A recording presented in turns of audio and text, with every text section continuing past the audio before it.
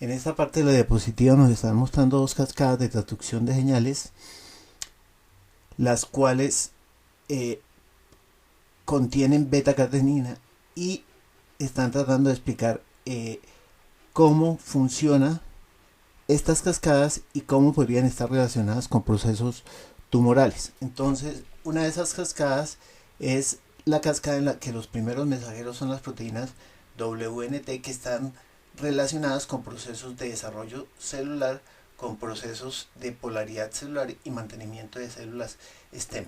Cuando se produce este primer mensajero WNT para alguno de estos procesos, ese primer mensajero se une con su receptor.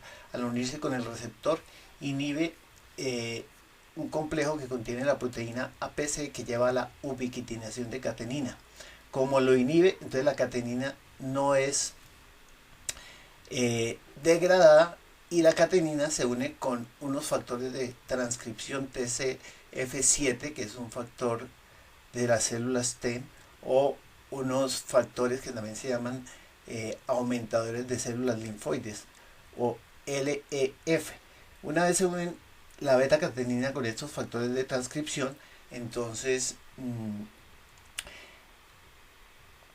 inducen la expresión de ciertos genes, como por ejemplo la ciclina D. Entonces, aquellos factores, por ejemplo, mutaciones en el APC, que hagan que no se degrade la catenina, hay una sobreactividad de beta-catenina que podría estar produciendo un exceso de ciclinas y asociarse con ciertos procesos tumorales. Esta beta-catenina libre que puede actuar como factor de transcripción o que puede ser degradada, está elevada, nos dicen en el libro, en las fases S y en las fases G2 del ciclo celular.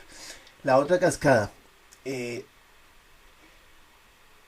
es en la cual se forman entre dos células uniones adherentes. Las uniones adherentes se forman porque una membrana de una célula tiene caderina, la otra membrana de la otra célula también tiene caderina, y en presencia de calcio esas dos caderinas se unen y forman las uniones adherentes.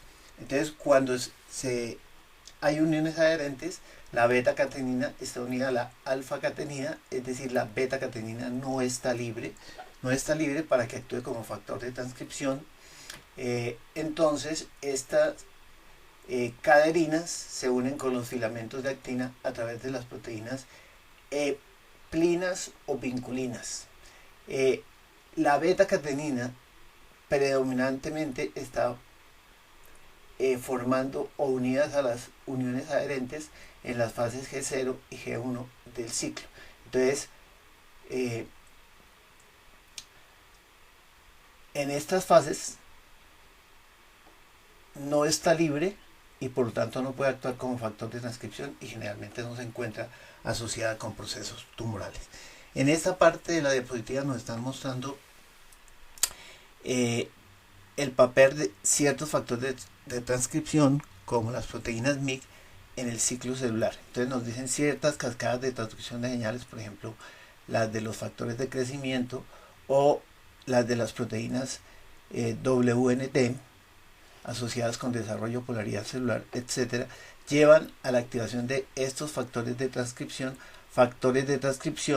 que se unen a secuencias promotoras de ciertos genes, como los genes que codifican para los diferentes factores de transcripción MYC, y se induce la expresión de estos factores de transcripción MYC. Estos factores de transcripción MYC, nos dicen, son factores de transcripción que están asociados con la expresión de aproximadamente el 15% de todos los genes que codifican para proteínas. Ahora, estos factores de transcripción MYC, bien sea MYC solo, L-MYC, N-MYC, etc., forman complejos con los factores de transcripción MAX y se unen a secuencias promotoras que contienen el promotor EVOX, la caja E, e inducen la expresión de quinasas dependientes de ciclina 4, de ciclinas y enzimas para la síntesis de nucleótidos. Entonces, un exceso, ¿sí? Un exceso en la activación de estas vías que lleve a un exceso de la producción de oncogenes MYC, de proteínas MYC, llevaría a un exceso en la producción de proteínas asociadas con proliferación celular. También nos dicen en el libro, pueden haber mutaciones en el MYC que sin que se activen estas vías habría una sobreactividad MYC y que también se asocia con exceso de producción de proteínas que llevarían a un exceso de proliferación celular. En esta parte de la diapositiva nos están explicando algunas características de las vías de apoptosis. La apoptosis, nos explican ahí, es un proceso, un mecanismo de defensa que tienen las células contra la formación de tumores. Entonces nos dicen, hay una vía extrínseca que depende de factores extracelulares y hay una vía intrínseca que es una vía mitocondrial. Entonces nos dicen que la vía extrínseca, entonces hay una proteína Fas que se une a un receptor Fas que a través de un complejo de señalización inductor de muerte lleva a la activación de las procaspasas 8 y 10. Al activarse las procaspasas 8 y 10, estas procaspasas 8 y 10 llevan a la activación de las caspasas 3 y 7, que son las caspasas efectoras, ejecutadoras, y estas caspasas 3 y 7 entonces activan endonucleasas G, activan DNasas o activan otras proteínas que tienen la secuencia aspartico XX aspartico y nos dicen ahí, entonces estas cortan después del segundo ácido aspartico. Entonces aquí nos mencionaron en el libro que hay unas caspasas iniciadoras, dentro de las cuales están la 8 y la 10, pero la 2 también, y la 9 que ahora mencionaremos, y unas caspasas efectoras. Cuando hay daños en el DNA, entonces ya habíamos dicho que se activan unas quinasas que son las quinasas ATM y ATR, que llevan a la activación de otras quinasas que son las CHK2 y CHK1, que a su vez llevan a la fosforilación y a la estabilidad de la proteína P53. P53 induce la expresión de la proteína VAX y la proteína PUMA. La proteína PUMA es un inhibidor de la proteína BCL2 y la proteína PUMA es un estabilizador de la actividad VAX. VAX y PUMA son dos proteínas proapoptóticas. La proteína BCL2 es una proteína antiapoptótica. Esta proteína BCL2 inhibiría la formación de un poro en la membrana externa de la mitocondria que permite la salida del citocromo C. En cambio, la proteína VAX y la proteína PUMA a través de la estabilización de la proteína VAX hace que se forme un poro que salga el citocromo C de la mitocondria,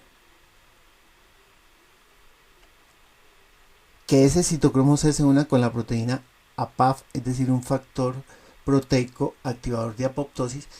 Entre citocromo C y APAF forman lo que es una apoptosoma, que lo que hacen es activarnos una caspasa 9 inactiva, es decir, una procaspasa 9 en caspasa 9, y esta caspasa 9, al igual que las caspasas 8 y 10, nos activan las caspasas efectoras,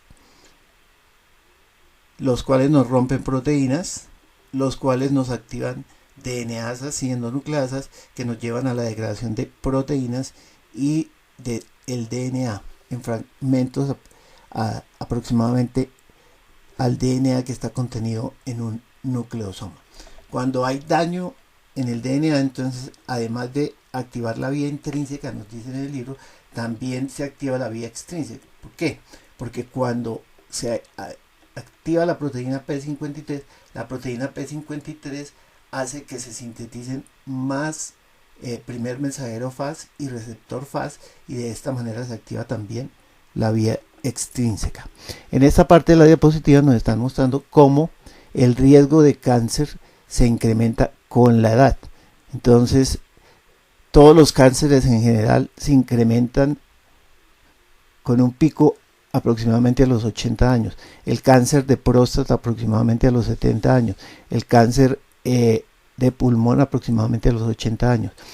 Sin embargo, en el libro también nos dicen que a la edad de 85 años aproximadamente el 50% de las personas han tenido algún proceso tumoral. Nos dicen en el libro, sin embargo, que con la edad las personas también mantienen la probabilidad matemática del 20% de no desarrollar ningún tipo de cáncer. En esta parte de la diapositiva nos están mostrando cómo el índice de masa corporal está asociado con la producción de ciertos cánceres. Entonces, por ejemplo, en un índice